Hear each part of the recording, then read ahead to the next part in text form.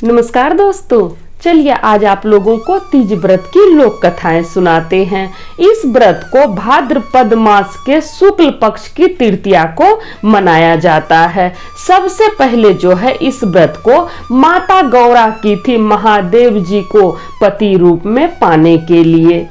तभी से ये व्रत मनाया जाने लगा, तभी से महिलाएं इस व्रत को करने लगी। इस व्रत को कुंवारी कन्या भी करती है और सुहागिन स्त्री भी करती है।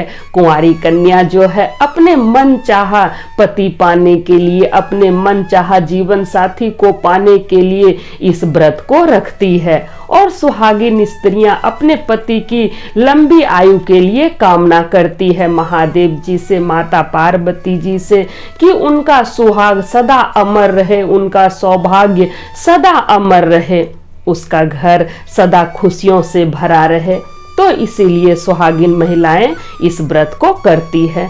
तो चलिए इस व्रत की कथा सुनते हैं। जो भी महिलाएं इस व्रत को करती हैं उनको ये कथा जरूर से सुननी चाहिए। तो चलिए कथा शुरू करते हैं। एक बार महादेव जी माता गौरा के साथ कैलाश पर्वत पर बैठे हुए थे। तब माता गौरा कहती है महादेव जी से, पूछती है कि प्रभु हम आपको पति रूप में कैसे पाए? हम ऐसा कौन सा तप किए थे जिसके वजह से आप मेरे स्वामी बने, आप मेरे पति बने? तब महादेव जी माता पार्वती जी को बताते हैं इस व्रत के बारे में कि कैसे माता पार्वती जी को महादेव जी मिले। बहुत साल पहले माता गौरा का जन्म हिमालय के घर में हुआ था, उनकी पुत्री बनकर। हिमालय के घर में बेटी बनकर पार्वती जी जन्म ली थी। अब पार्वती जी जो है बचपन से ही महादेव जी को अपने पति के रूप में पाना चाहती थी, इसलिए वो 12 वर्ष तक कठिन तप की। अब इस तप को देखकर पिता हिमालय बहुत दुखी रहते थे। अपनी पुत्री की कठिन तप देखकर हिमालय बहुत दुखी रहते थे। अब माता पार्वती जी की कठिन तपस्या को देखकर एक दिन नारद मुनि आए हिमालय के पास और बोले कि आपकी पुत्री की कठिन तपस्या से खुश होकर विष्णु भगवान शादी करना चाहते हैं आपकी पुत्री से। हिमालय के पास आए नारद जी और कहते हैं कि आपकी पुत्री की कठिन तप को देखकर विष्णु भगवान शादी करना चाहते हैं। तो हिमालय तुरंत तैयार हो गए कि मेरी पुत्री का पति अगर विष्णु जी बने तो इससे गौरव की बात क्या हो सकती है। तो हिमालय तुरंत तैयार हो गए। फिर नारद मुनि गए विष्णु जी के पास और विष्णु जी से बोले कि आपसे हिमालय अपनी पुत्री की शादी करना चाहते हैं, अपनी पुत्री पार्वती की शादी आपसे करना चाहते हैं। तो विष्णु भगवान भी तैयार हो गए शादी करने के लिए, हिमालय भी तैयार हो गए अपनी पुत्री की शादी करने के लिए विष्णु भगवान के साथ, और विष्णु भगवान भी तैयार हो गए पार्वती के साथ शादी करने के लिए। अब देखिए ये सब बात जो है नारद मुनि जाकर पार्वती जी को बताएं। जैसे पार्वती जी को ये बात पता चला कि उसके पिता हिमालय विष्णु जी से उसकी शादी तय कर दिए हैं तो वो बहुत दुखी हो गई, क्योंकि वो बचपन से ही महादेव जी को अपना पति मान चुकी थी। महादेव जी को पाने के लिए वो तपस्या कर रही थी। जब उनको ये बात पता चला, पार्वती को जब ये बात पता चला तो वो बहुत दुखी हुई और अपनी सहेली को बताई। तो माता पार्वती क्या की, अपना घर छोड़ दी और अपनी सहेली के साथ जंगल चली गई। वहीं एक गुफा में माता पार्वती जी रहने लगी। अब देखिए उसी गुफा में माता पार्वती जी बालू का शिवलिंग बनाई, उसी गुफा में बालू का शिवलिंग बनाई और उस शिवलिंग का पूजा पाठ की। माता पार्वती जी 12 साल तक निराहार रही थी।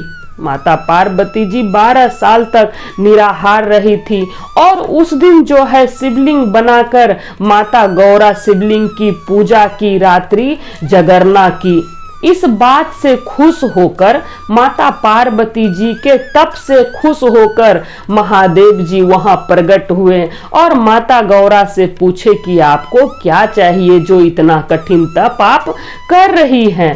तब माता पार्वती जी बोली कि प्रभु, हम आपको पति रूप में पाना चाहते हैं, हम आपकी पत्नी बनना चाहते हैं। आपको पति रूप में पाने के लिए ही हम इतना कठोर तप किए हैं। तो महादेव जी प्रसन्न हुए और उनको आशीर्वाद दिए कि ठीक है, आप मेरी पत्नी जरूर से बनिएगा, आपको हम अपनी पत्नी जरूर से बनाएंगे। अब महादेव जी तो वहां से अंतर ध्यान हो गए। तब माता पार्वती जी पूजा की सारी सामग्री जो है गंगा जी में जाके विसर्जन की और अपना व्रत को खोली। अब देखिए इधर जो है पार्वती जी के पिता बहुत दुखी थे, हिमालय बहुत दुखी थे कि हम अपनी लड़की का शादी तय कर दिए हैं विष्णु जी के साथ और मेरी लड़की घर छोड़ के पता नहीं कहाँ चली गई। तो फिर खोजते खोजते हिमालय अपनी पुत्री को खोजते खोजते उस गुफा में जा पहुंचे। तब हिमालय पूछते हैं कि बेटी, तुम घर छोड़कर यहाँ क्यों चली आई? हिमालय पूछते हैं कि तुम घर छोड़ के यहाँ क्यों चली आई? तब पार्वती जी कहती है कि पिताजी, आप मेरी शादी विष्णु जी से तय कर दिए हैं, हम विष्णु जी से शादी करना नहीं चाहते हैं। हम महादेव जी को अपना पति रूप में पाने के लिए इतना कठिन तपस्या किए हैं, उनको अपना पति बनाना चाहते हैं और महादेव जी साक्षात हमको दर्शन दिए हैं, आशीर्वाद भी दिए हैं, इसीलिए पिताजी हम घर छोड़कर भाग आए हैं। तब हिमालय बोले कि ठीक है, अगर तुम महादेव जी से शादी करना चाहती हो तो तुम्हारी शादी हम महादेव जी से ही करवा देंगे, तुम अपना घर चलो। फिर हिमालय के साथ माता पार्वती जी और उनकी जो सहेली थी सब वापस से महल में आई। फिर कुछ दिन के बाद हिमालय अपनी पुत्री की शादी खूब धूमधाम से महादेव जी के साथ कर दिए। तो तभी से इस व्रत को मनाया जाने लगा। इस व्रत को कुंवारी कन्या भी करती है और शादीशुदा महिला भी करती है, क्योंकि माता गौरा जो है, माता पार्वती जी जब कुंवारी थी तभी इस व्रत को की थी महादेव जी को पति रूप में पाने के लिए। इसीलिए कुंवारी कन्या भी इस व्रत को करती है ताकि उनको मन चाहा जीवन साथी मिले, मन चाहा पति पाने के लिए इस व्रत को करती है। और सुहागिन महिलाएं अपने पति की लंबी आयु के लिए इस व्रत को रखती हैं। ये व्रत निर्जला होता है, इस व्रत में कुछ भी खाया पिया नहीं जाता है। तीज व्रत के दिन कुछ भी खाया पिया नहीं जाता है। माता गौरा इस दिन कुछ नहीं खाई थी, कुछ नहीं पी थी, इसीलिए इस दिन कुछ भी खाया पिया नहीं जाता है। ये निर्जला व्रत होता है। एक दिन पहले नहाए खाए किया जाता है और फिर सरगही भी इसमें किया जाता है। सरगही 3 बजे से पहले ही कर लेना चाहिए। इस समय नमक बिल्कुल भी नहीं खाना चाहिए कि अभी 3 ही बजा है, सरगही में नमक खा लिए। कभी भी सरगही में नमक का इस्तेमाल नहीं करना चाहिए। और तीज के व्रत के दिन कुछ भी खाया पिया नहीं जाता है। इस दिन कुछ भी खाना पीना नहीं चाहिए। इस दिन एक बूंद पानी भी नहीं लिया जाता है, नहीं तो व्रत खराब हो जाता है, ये व्रत खराब हो जाता है।